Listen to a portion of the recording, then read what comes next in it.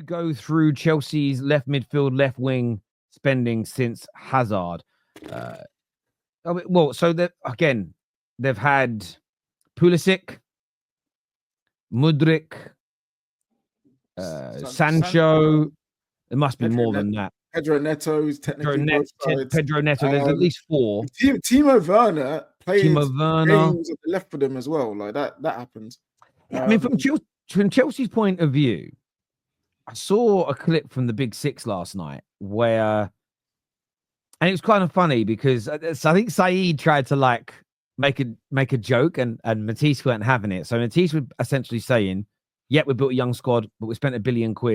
Essentially saying, and if I've misinterpreted him, I apologize, but this is how I heard this. And the clip essentially said, "Now when we're spending money, it should be on players that can make us win the Premier League." But I agree with him. I feel that they're at a point now where every signing Chelsea add, typically speaking, should be almost already or completely ready made and a ceiling raiser. Garnacho could raise the ceiling for them if he goes there and he feels more settled and he grows and grows and grows. But he could also go there and be inconsistent because he's still young. And it's 60 million quid. It's probably going to be anywhere between 80 to 100 grand a week. And I just look at it and think to myself, how are you not spending that on a world-class goalie?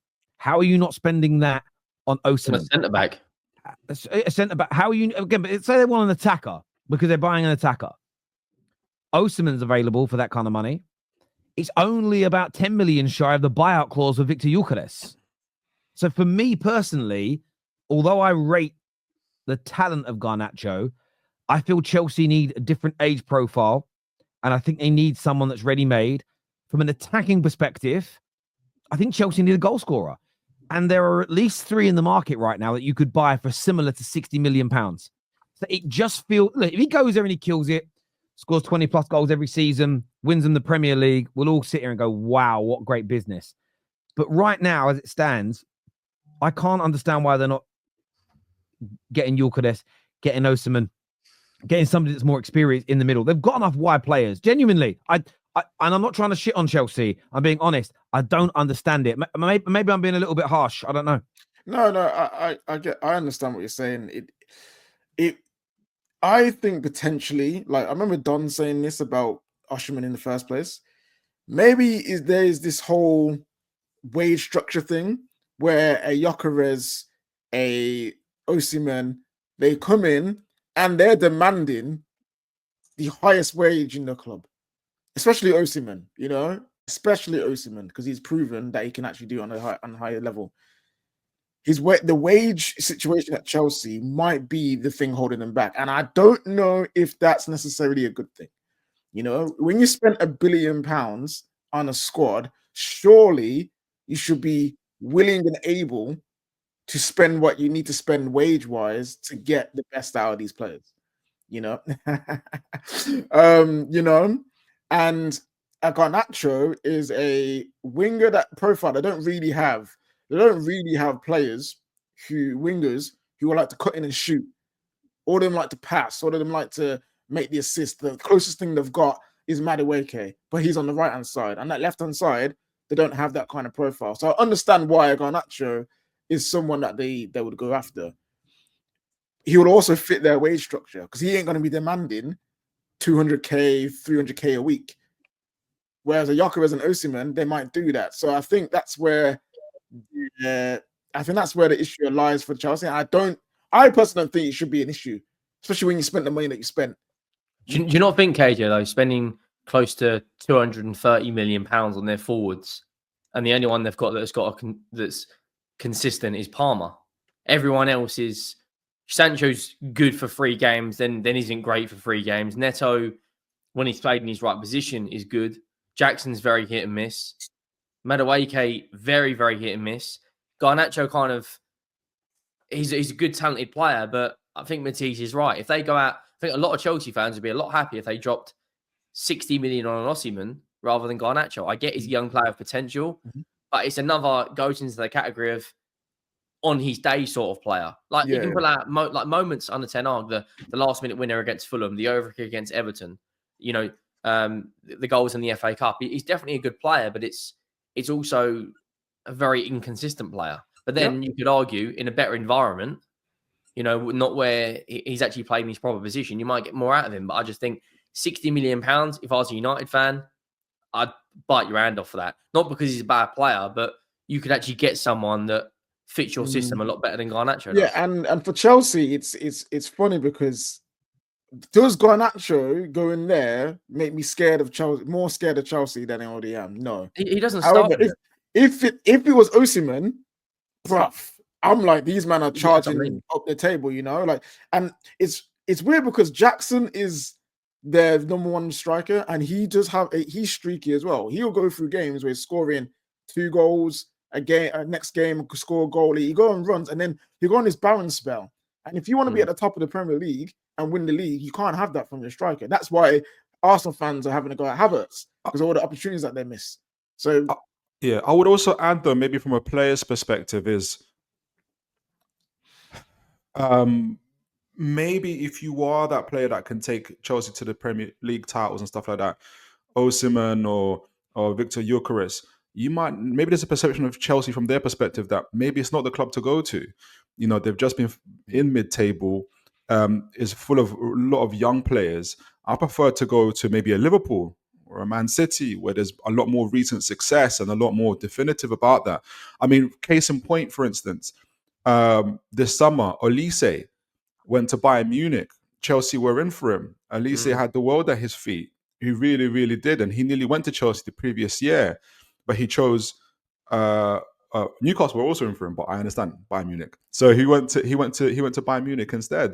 Maybe that's where things are at. Maybe it's not to say that Chelsea haven't talked to Osimhen or to Victor Gyökeres and all these other guys, and they said, "I'll go, but you have to pay me extra because I'm really not that keen on playing next to Sancho Madueke, who, you know, when he wants will pass me the ball.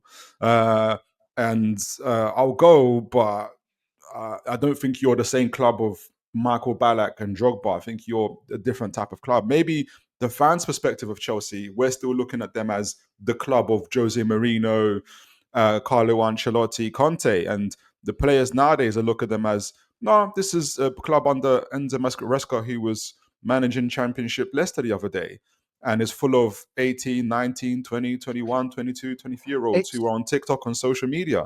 I want to win titles now. So it is a great point you make there. Sorry to interject, bro. Yeah. I remember talking to a few journalists a few years back when Chelsea wanted Erling Haaland, and they put offers in and bids in. And one of the things a few of the journalists said on our shows at the time was Haaland wants a legacy club. Now, you can argue going to Man City is not a legacy club, but there's been a few journalists that have said that about players Chelsea have been linked to. And I think Chelsea were maybe on their way. I mean, they've won 2 Champions League, so I still think that's a little bit harsh. But do they have the history and the heritage to be able to pull up? Barcelona right now are a financial mess. But as long as they can register players, people still want to go and play there, right? Because there is something about playing for Barcelona. Do Chelsea have that prowess is the question. And Chelsea fans, I'm not saying you don't. I'm asking that as a question. There's a few things to defend Chelsea on. There is an element here what Luke says. Could it be down to homegrown status? That could be part of this because Garnacho is a homegrown talent. But we've also got to remember there is a Premier League wage cap and spending cap that is proposed to come in at the start of next season. So for the 25-26 season. So there is an element here where maybe Chelsea are ahead of the game. Maybe Chelsea are looking at this and thinking to themselves, we don't want to put this player on 250 grand a week, this player on 400 grand a week, this player on 300 grand a week, this player on 275. Because, I mean, you've got to remember, they're only turning over 600 grand a year, 600 million a year. And I know to all of us, that's a lot of money, but and they're one of the top 10, but they're not doing what United in our worst period in our recent history are still turning over 750 to nearly 800 million. City are doing, like, the fact that Man United are only turning over 50-60 million pound a year less than City at the peak of their powers. Maybe there's an element where Chelsea don't want to commit to that amount of money because as soon as that cap comes in, if they don't make Champions League football, which is always a risk, there's always a risk you don't make it. Look at City this year. They might not make it. You'd have been called crazy for predicting it. So if City can miss out on the Champions League, it's not crazy to say next season Chelsea can miss out. And if they overcommit on their wages with the wage cap coming in, that could be even more problematic for them. So I'm intrigued, but they're also clubs that are fighting against the wage cap. So Jim and Man United, along with the Sheikh and Man City, are pushing for the spending cap and the wage cap to be gone, which is also why I don't understand Man United fans who say we've got new owners that never want to spend. Why are they fighting hard to remove a spending cap? Because they could sit and hide behind that and go, well, there's nothing we can do. So again, people have got to look at the bigger picture. But I think the wage cap could be a part of this potentially. So again, as much as I think they should go out and sign Gyökeres, sign Osimhen, give them 250 grand a week, because I think it could keep them in title races, give them bigger opportunities of winning major trophies.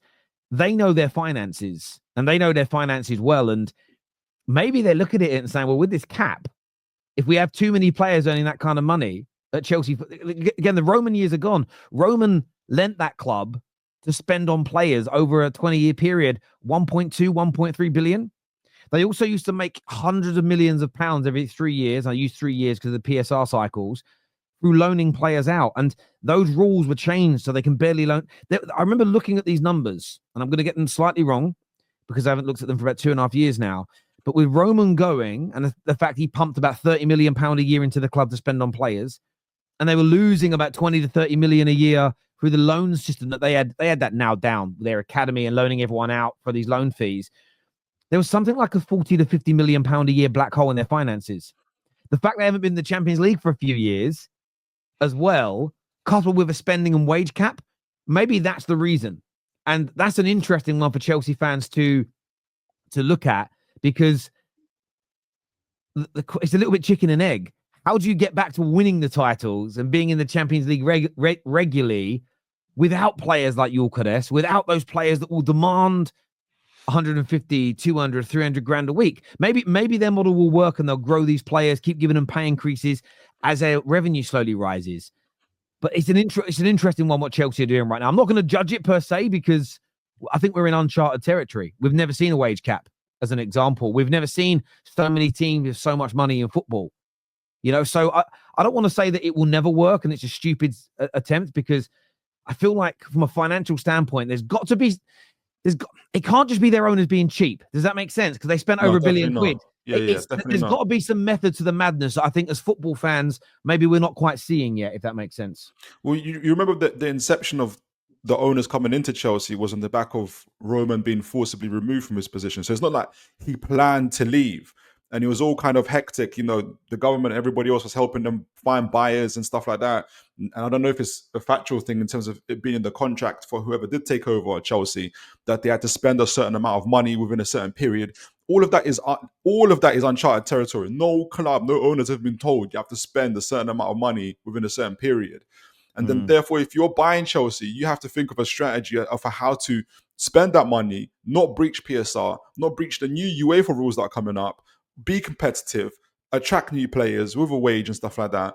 So I just think this is what they are. This is what this is still very good. Like, they got some super, super, super talent as well. But so I just think that's where they are. I think that's the reason why they're not getting Osimhen and others as well. So I think there's a difference for me, like in terms of why Jadon Sancho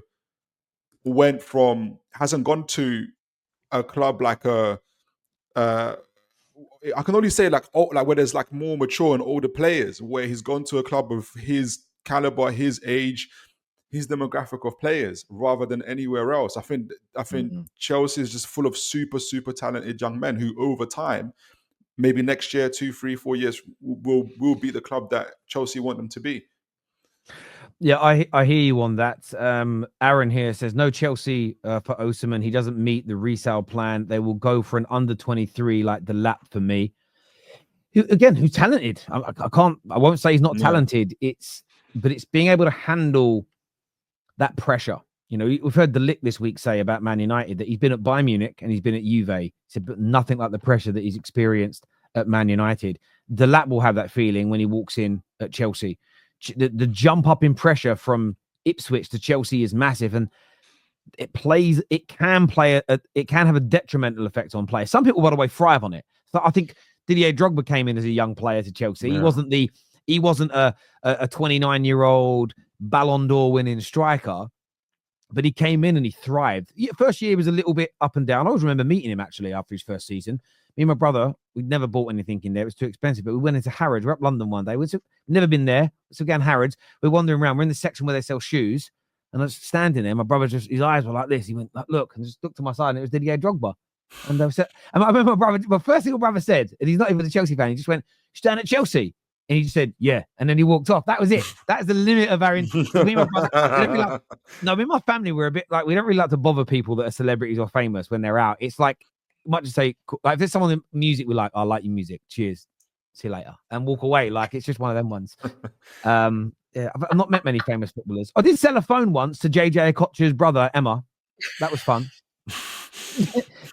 that was fun. I remember doing his contract in the phone shop, and I was like, Okocha. I said, "You ain't JJ's brother, are you?" And he said, "Yeah, I am." And I was like, "Nah." He phoned him. I was like, "That's amazing." It's yeah. I think his brother's name's Emma. Maybe you don't pronounce it Emma. That's what I certainly said anyway. But anyway, imagine it weren't. Imagine just rung someone and pretended it was him. I don't know. I didn't see his face. There was no camera phones back then. Yeah, big up. I should Google that. Really, it's a story. Emma, let me just check. Right, so let me just check. It might be a Mecca, maybe a Mecca or something. Maybe, yeah. So let's just see if he's got a brother. Let's write JJ Okocha brother. Let's see if it comes up. Oh no, Emmanuel Okocha. So Emma is what you use. Emmanuel. Yeah. Right, then there we go. And it looked. I'll be honest with you. I'm looking at him now. This picture. I don't remember if that's him or not. It was 23 years ago. No. I think it was him. I think it is him. But I think it is him.